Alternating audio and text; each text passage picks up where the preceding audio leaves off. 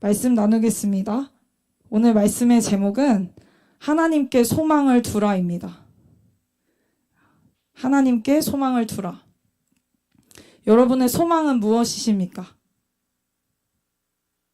여러분의 가장 큰 소망은 무엇이십니까? 하나님께서는 하나님께 소망을 두라라고 말씀하십니다.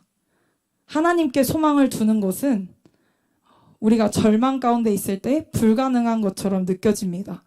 오늘 시편 43편에 보면 시편을 지은 다윗은 5절에 이렇게 말씀하고 있습니다.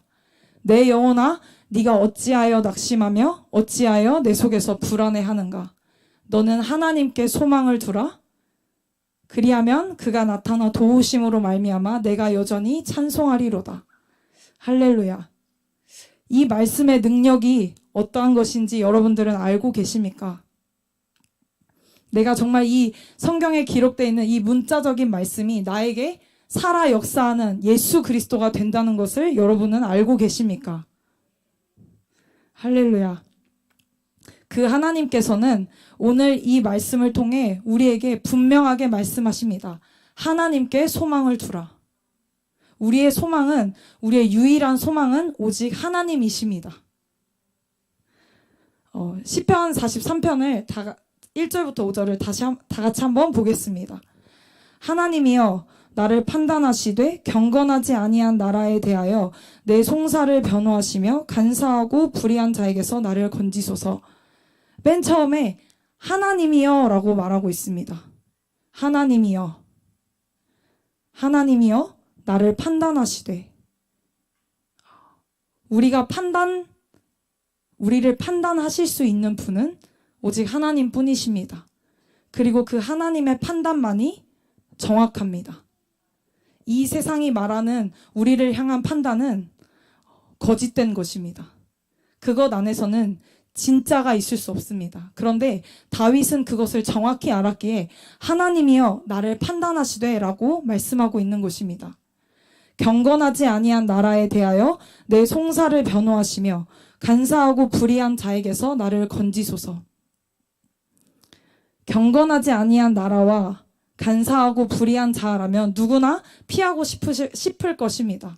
그런데 하나님께 그들은 이 고백을 하는 다윗은 자신이 위기에 처하는 그 상황 속에서도 어떠한 나의 방법으로 내가 할 수 있는 모든 수단을 다해서 이것을 해결하려는 것이 아니라 하나님께서 자신이 판단받기를 바라면서 간구하고 있습니다.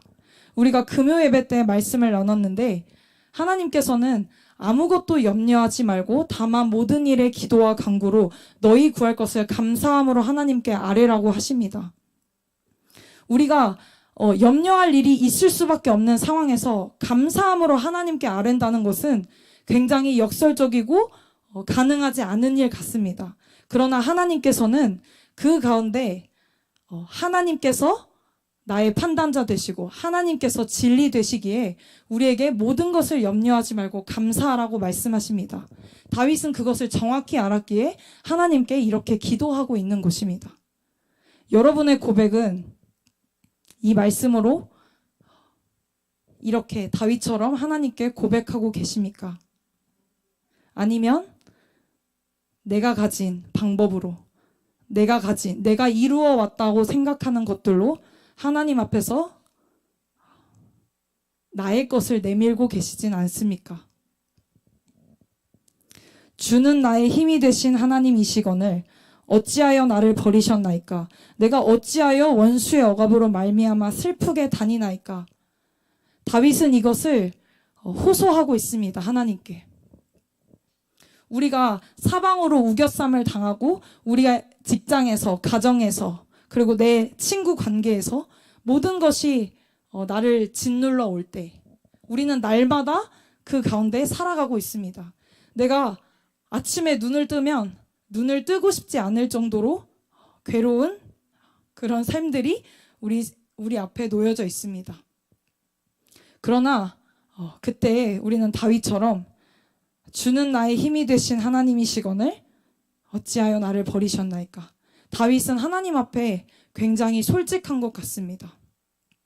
우리는 하나님께 아니야, 이건 할 수 있어, 이렇게 해야 돼, 우리가 너무 어린 양 부리면 안 돼, 하나님 앞에서 우리는 최선을 다해야 돼, 이런 인간적인 것들을 가지고 나아갑니다.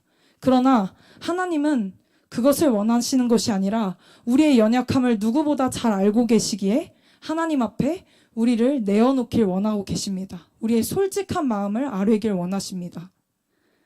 하나님 앞에 자존심을 부릴 수 있을까요? 하나님이 이미 모든 것을 다 알고 계시는데.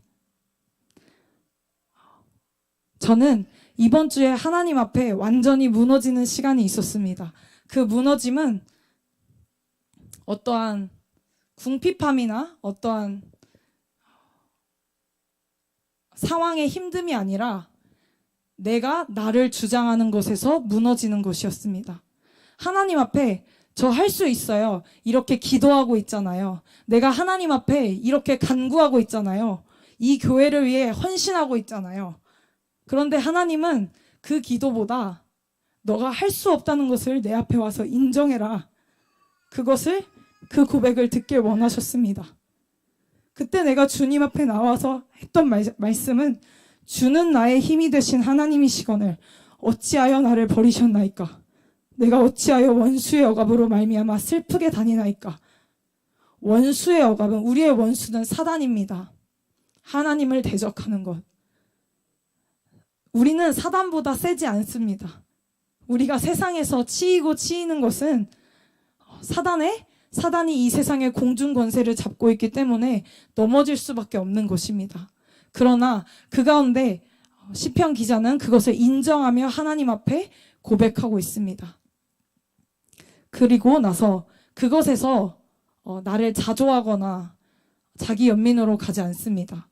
주의 빛과 주의 진리를 보내시어 나를 인도하시고 주의 거룩한 산과 주께서 계시는 곳에 이르게 하소서. 주의 빛과 주의 진리. 빛은 무엇이고 진리는 무엇입니까?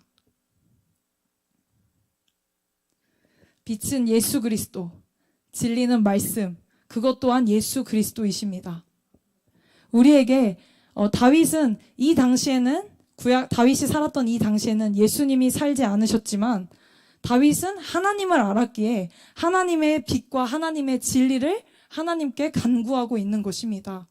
우리에게는 예수 그리스도가 오신 후에 우리가 이 시대를 살고 있기 때문에 이 빛과 진리가 예수님이라는 것을 우리는 명확히 알 수 있습니다. 이것만으로도 우리에게 엄청난 축복이자 은혜임을 우리는 알고 있습니다.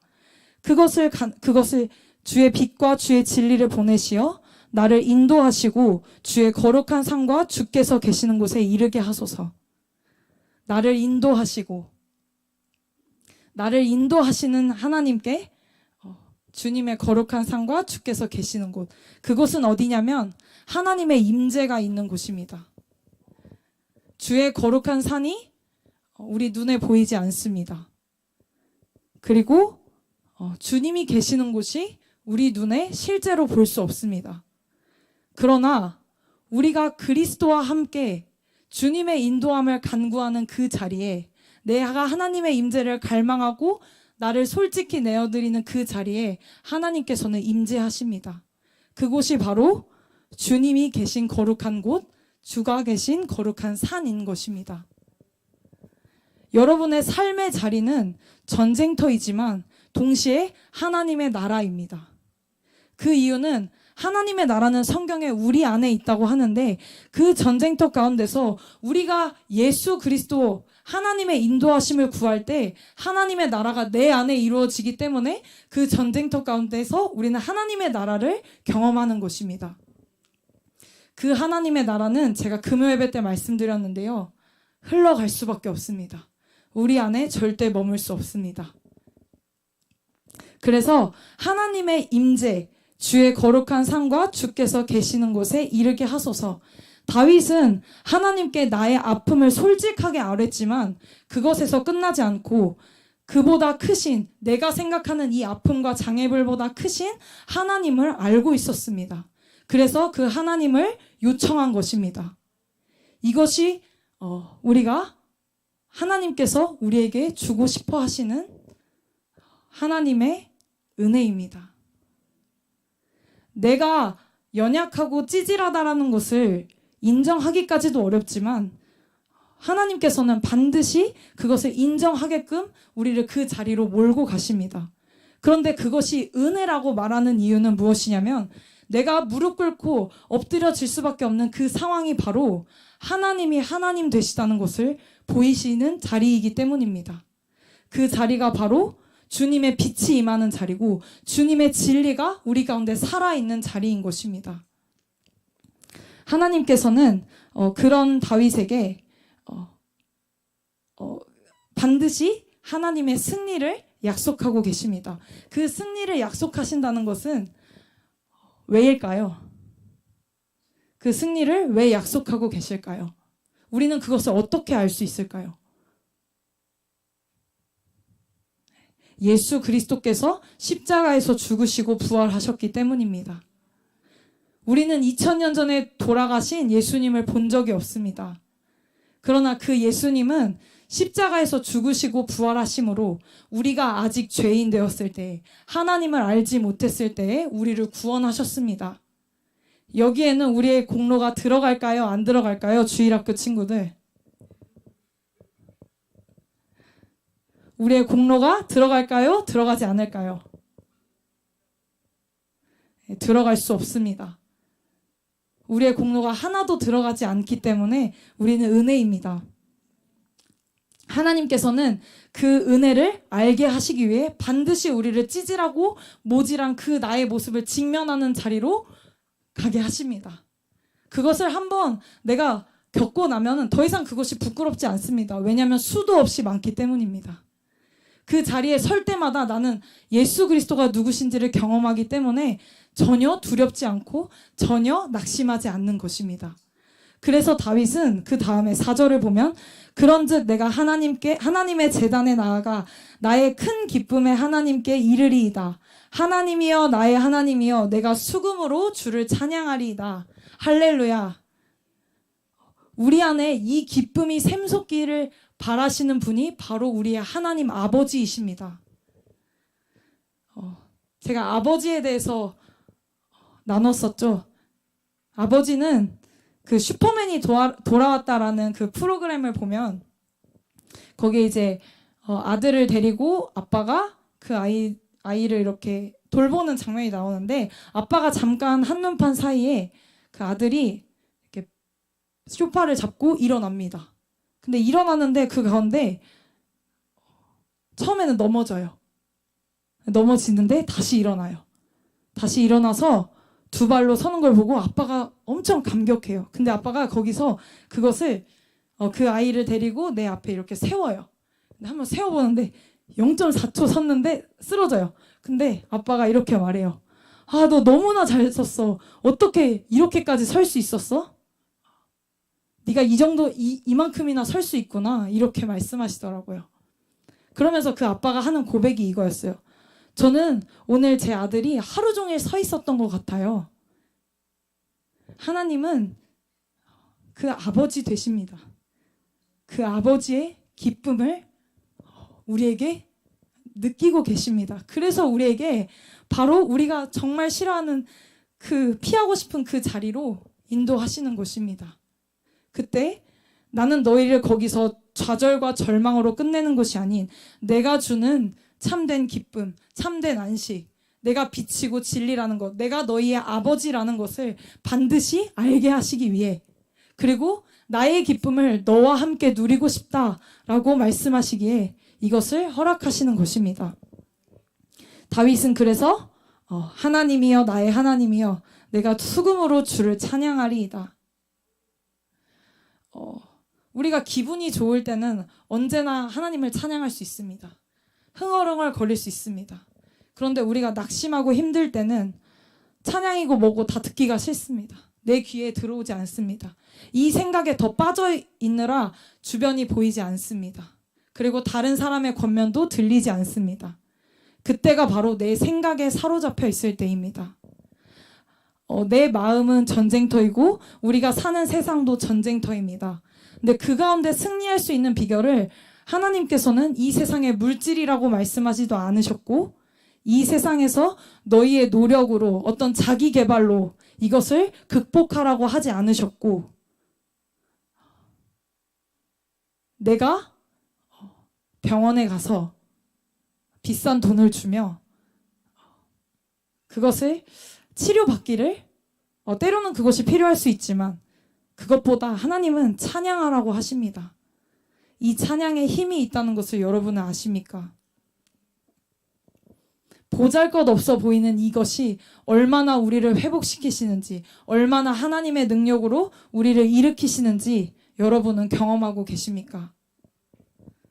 다윗은 그 고백을 통해 마지막에 5절에 이렇게 말씀하고 있습니다. 내 영혼아, 네가 어찌하여 낙심하며 어찌하여 내 속에서 불안해하는가? 너는 하나님께 소망을 두라. 그가 나타나 도우심으로 말미암아 내 하나님을 여전히 찬송하리로다. 아멘. 죽을 것 같은 그 상황에 다윗은 자기의 영혼에게 말하고 있습니다. 내가 나에게 말하는 것은 무엇이냐면 낙심하고 있는 내 자아, 내 그 생각에 빠져들 수밖에 없는 그 상황, 누가 봐도 나는 넘어질 수밖에 없는 그 상황 가운데서 내 생각이 그것에 동의하고 있을 때 나는 그것을 거절하는 것입니다. 그것이 바로 다윗이 했던 이 고백인 것입니다.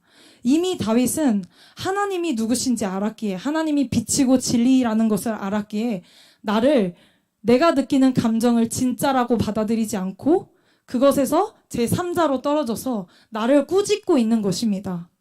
이 제3자라 함은 어떤 상태일까요? 우리가 생각하기에 상념적으로 나와 나 자신을 이렇게 분리하는 것일까요?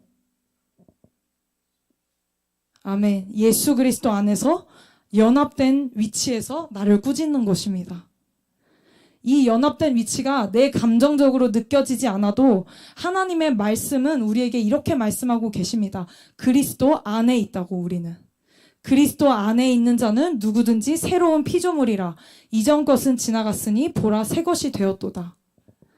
내가 새 피조물이 되었다고 하나님께서 우리에게 명령하신 것입니다.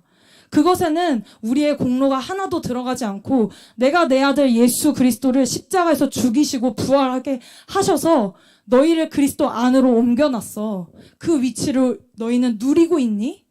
내가 아버지 돼서 내가 치른 그 희생제사, 내가 치른 너희에 대한 사랑을 너희는 그것을 누리고 있니? 하나님은 말씀하고 계십니다. 그것은 내가 내 생각에 갇혀서 벗어나려고 하지 않으면 절대로 누릴 수 없습니다. 그 가운데서 내가 그리스도 안에서 주님과 함께 연합된 자인 것을 믿음으로 나아가 내 자아에게, 내 혼에게 말씀하는 것입니다. 우리 다 같이 이 5절을 한번 읽어봤으면 좋겠습니다. 선포하는 것입니다. 나에게. 시작. 내 영혼아, 네가 어찌하여 낙심하며 어찌하여 내 속에서 불안해하는가? 너는 하나님께 소망을 두라. 그가 나타나 도우심으로 말미암아 내 하나님을 여전히 찬송하리로다. 아멘. 제가 이번 주에 월요일부터 금요일까지 너무나 힘든 시간을 보냈는데 그 가운데 이 말씀을 보면서 저는 도저히 이 말씀이 받아들여지지 않았습니다. 저에게 느껴지지 않았고 내가 겪고 있는 이 문제와 내가 느끼고 있는 이 담벼락이 너무 커 보여서 그냥 주저앉고 싶었습니다. 그런데 하나님께서는 그 자리에 일어나셔서 아무도 없는 것 같지만 그 자리에 하나님이 계심을 인정하고 일어나서 찬양하라고 하셨습니다. 이 교회에 주중에 혼자 있으면 아무도 없는 데서 제가 손을 들고 찬양을 합니다. 목이 터져라 찬양을 합니다. 그것은 제가 어떤 저의 정신 승리가 아니라 하나님의 말씀 앞에 무조건적인 항복으로 일어나는 것입니다. 내 혼이 그것을 거부하고 주저앉아 있으라고 말하고 무기력해지고 누워있고 싶을 때 나는 나를 복종하여 나를 재촉하여 하나님 앞에 서 있는 나를 보게 하는 것입니다. 나는 그 하나님을 신뢰하기 때문입니다. 그 하나님이 나를 구원하셨기 때문입니다.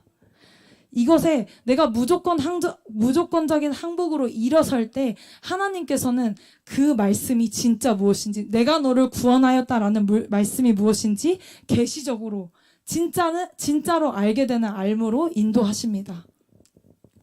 그 하나님께서 우리에게 말씀하십니다. 너는 하나님께 소망을 두라. 하나님께 소망을 두는 것은 우리의 노력으로 되는 것이 아님을 우리는 깨닫게 됩니다.